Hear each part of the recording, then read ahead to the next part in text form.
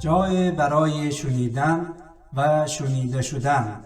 رادیو مهر، ارمغان امید و آینده.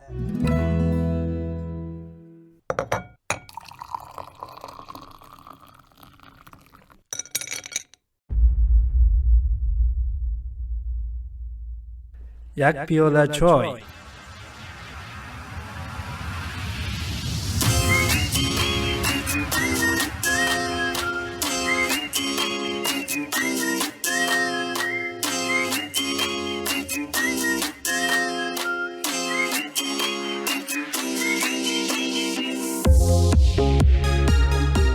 بسم الله الرحمن الرحیم.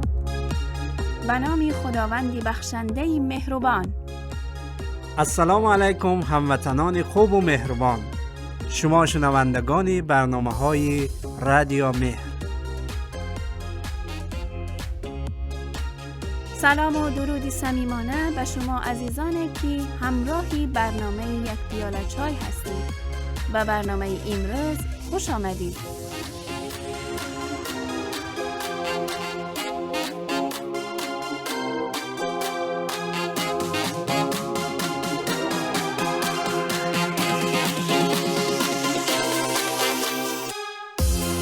آریا سهراب هستم و برایتان بهترین ها را آرزومندم.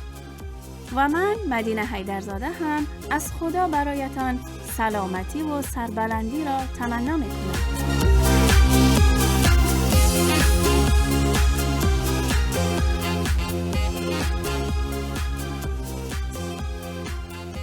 امیدوارم از شنیدن برنامه امروزه نیز لذت و حلاوت کافی را ببرید. همانطور که می‌دانید اسلام آخرین دین و کاملترین دین از جانب پروردگار برای بشریت است.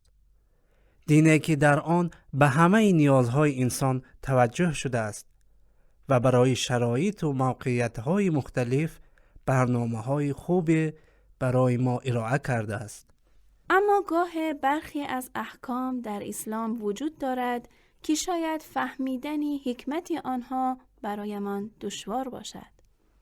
و شاید هم عادت کردن به فرهنگ‌های غلطی که ما انسان‌ها برای خودمان ساخته ایم باعث می شود که ما نسبت به برخی از احکام الهی سست شویم و یا آن را مخالف با آزادی خود بدانیم، مثل رعایت کردن محرم و نامحرم.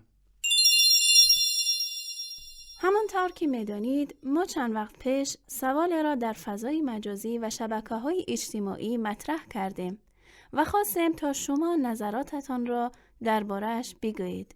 سوال این بود که نظر شما درباره محرم و نامحرم در دنیای امروزه چیست؟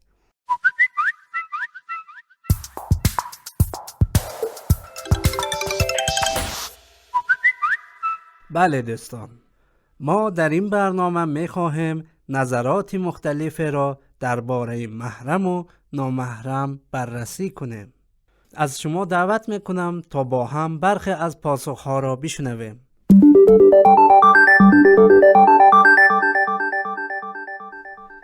کامل جان یکی از دانشجویان نوشته است که به نظر من در زمانه حاضره دینداری به شکل اینکه محرم و نامحرمی باشد معنی ندارد و اگر ما می‌خواهیم که پیشرفت کنیم نباید خودمان را در این مسائل غرق کنیم.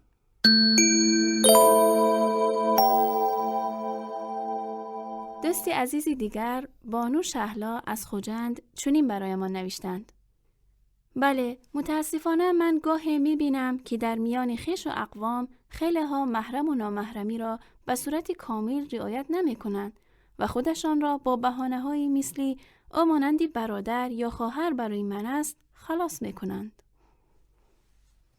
عبدالوهاب در ادنا کلاسیک نوشته است که امروزه می‌بینیم که بعضی ها اصلاً به این امر اهمیت نمی‌دهند. مثال در جامعه بسیاری از زنان آنطور که باید حجاب را رعایت نمی‌کنند یا برخی از مردان خیلی گستاخانه با زنان نامحرم صحبت می‌کنند و شوخی می‌نمایند.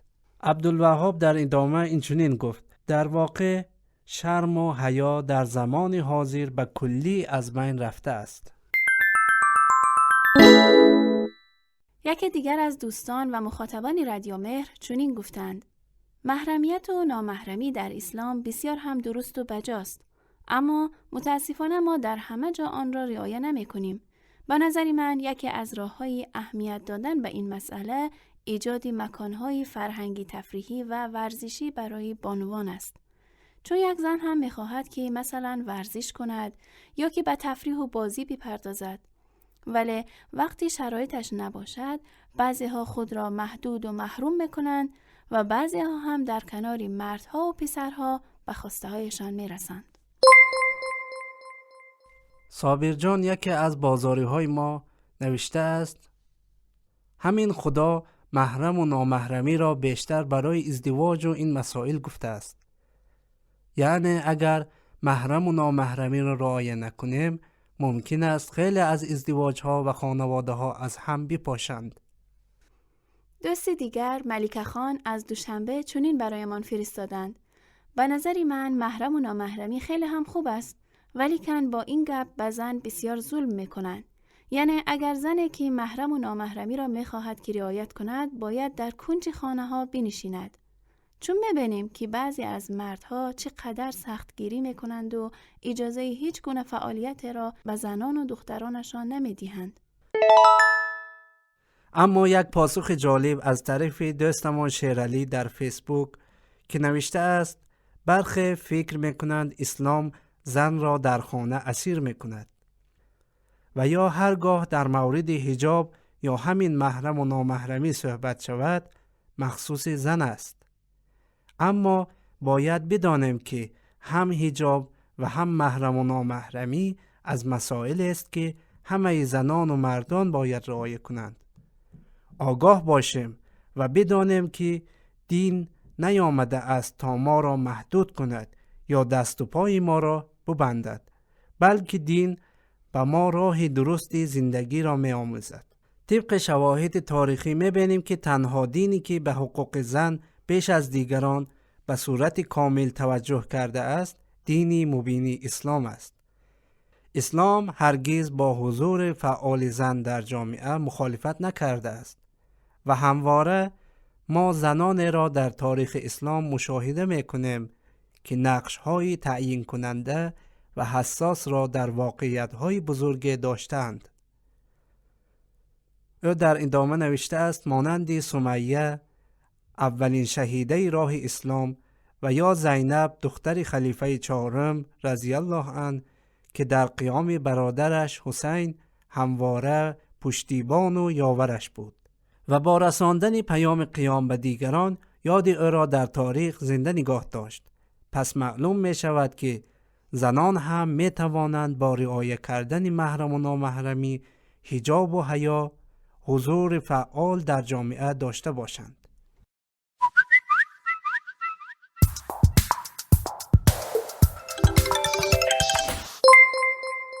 این بود برخی از نظرات مردمی درباره محرم و نامحرم که با هم شنیدیم. بله دوستان، صحبت‌های همشهریانمان را در این باره شنیدیم و بسیار تشکر می‌کنیم از برادران و خواهران ارجمند که با ارسال نظرهایشان در برنامه ما مشارکت کردند.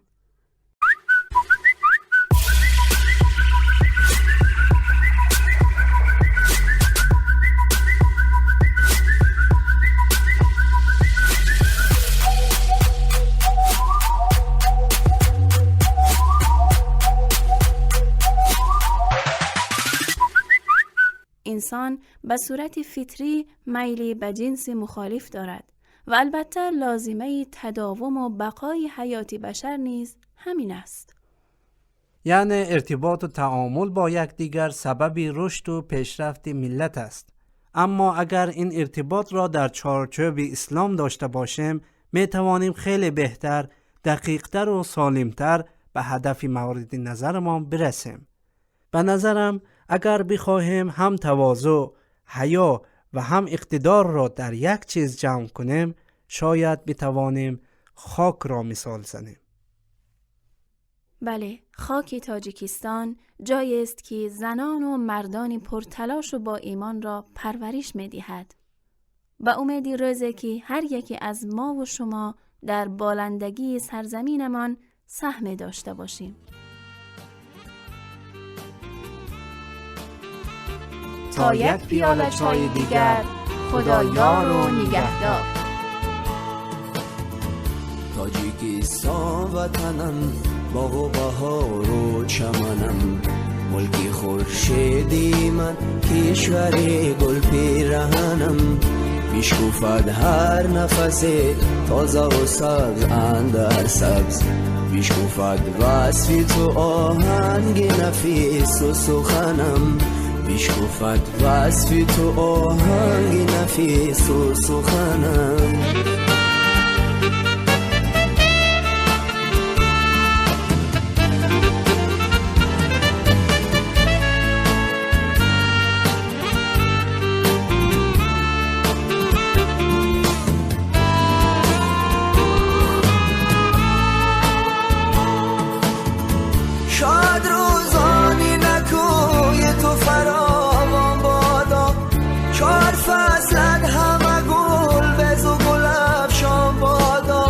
سبز و آباد و شنبه و بدخشان و حصار، سبز و آباد و شنبه و بدخشان و حصار، سود و ختلان و همه وادی رخشان بادا.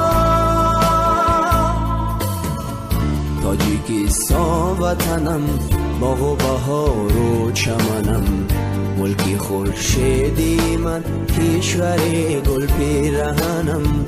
میشکفد هر نفس تازه و سبز اندر سبز، میشکفد وصف تو آهنگ نفیس و سخنم.